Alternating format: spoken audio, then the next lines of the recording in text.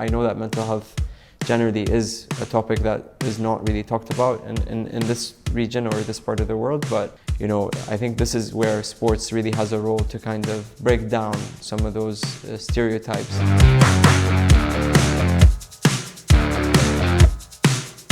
When sport was taken away from people during COVID, people suffered.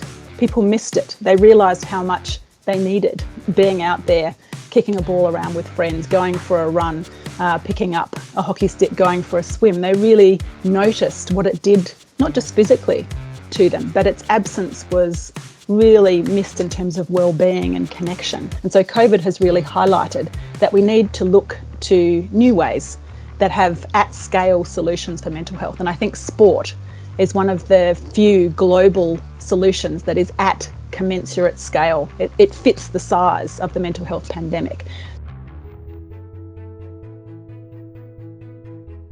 We have now developed a unit that targets and looks at mental health and helps a lot of youth address mental health as an issue that we can talk about openly on the pitch, using sports as an opportunity to be able to address some of these issues, and then identifying the issues and then helping the youth kind of come over or combat mental health problems that they have. There are some really important movements happening globally at the moment. The Wish Summit is a movement that I'm seeing popping up in lots of different places and is a really great example.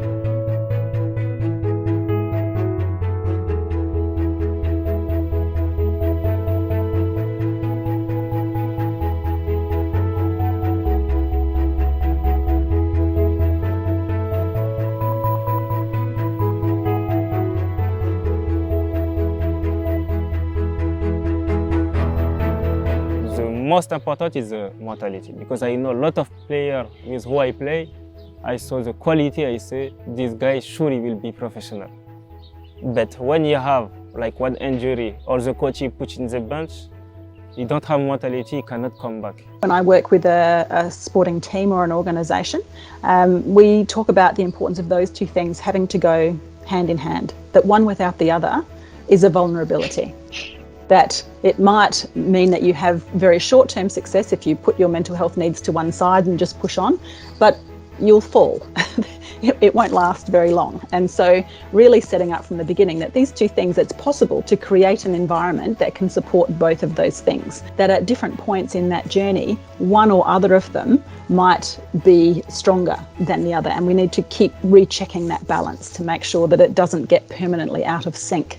So I don't think it's okay to only deal with the player and not the person. In January, I get this heart attack in the pitch.